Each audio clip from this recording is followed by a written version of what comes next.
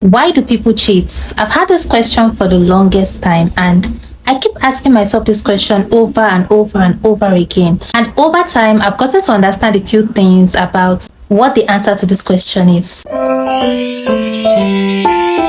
Now, hear me out.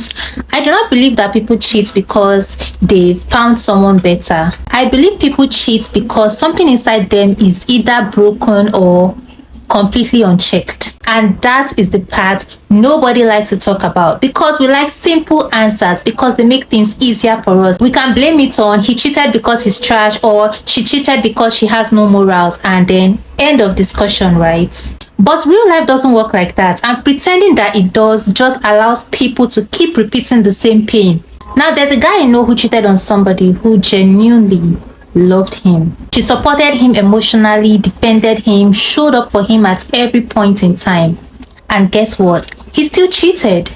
So from the outside, right, it would make no sense because you're getting all these things from your partner. So why cheat? And when he finally responded as to, okay, why he had to, step out of his marriage, his reasons were very weird to a lot of people, saying things like, the other woman made me feel seen, the other woman hyped him and made him feel important again. Meanwhile, in his relationship, he wasn't feeling loved, he wasn't feeling seen, and instead of asking for that, he decided to go get it elsewhere. Now, this does not excuse what he did, but it sort of explains it. A lot of people cheat, not because their partner is not enough, but because they do not feel like enough. Now, a similar story of another woman who has been loyal for years. She did everything right. She waited, she communicated, she compromised.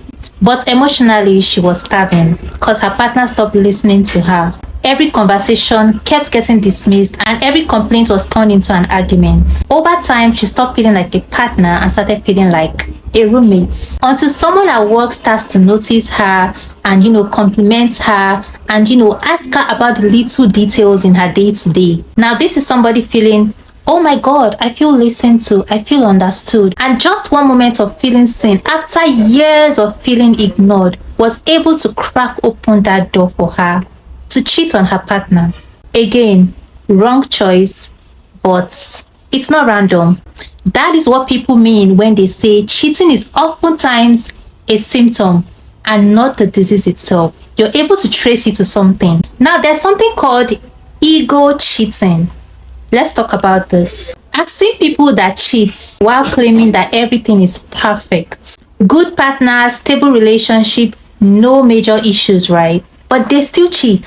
So let's find out why. Because this type of people have an ego. They are afraid of getting older. They are afraid of, not being desired. They are afraid of becoming irrelevant. That's ego cheating. So one compliment from a stranger can totally damage things for them. Now, this has nothing to do with love. That is just insecurities. Then there's what is called entitlement cheating. People rarely talk about this, but work with me, right? You could be somebody that provides for your partner. You feel like all round you're there for your partner. You show up in visible ways. You're always there at their beck and call.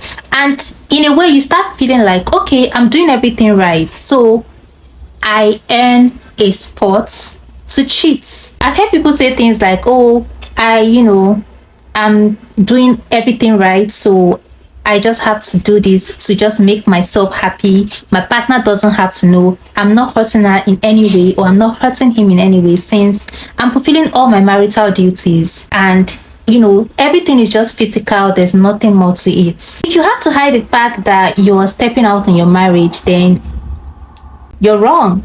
Now, let me say something very, very important. Being cheated on doesn't mean you failed. It doesn't mean you caused it, and it does not mean you were not enough. But it also doesn't mean that relationship was healthy. Some relationships die slowly through constant criticism, through neglect, through emotional abandonment that just never gets talked about. So in this case, cheating just becomes the loudest thing that happens, but not the major thing that went wrong in that relationship.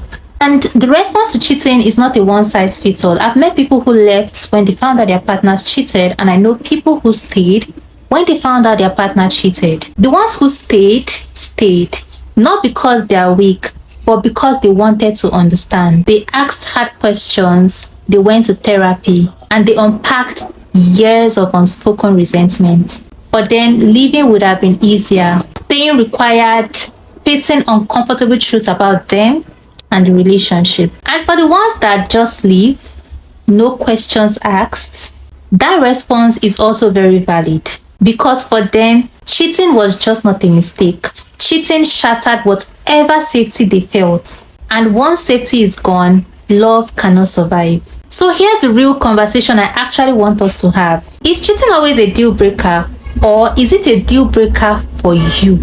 Does the why of cheating matter to you, or just the act of cheating alone is enough for you to leave? And if you've been cheated on, I want to know this. What exactly hurts you more?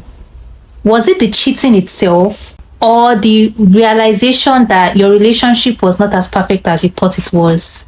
I'm not here to normalize cheating. I'm just here to have honest conversations to understand why it happens. I would like to know your thoughts.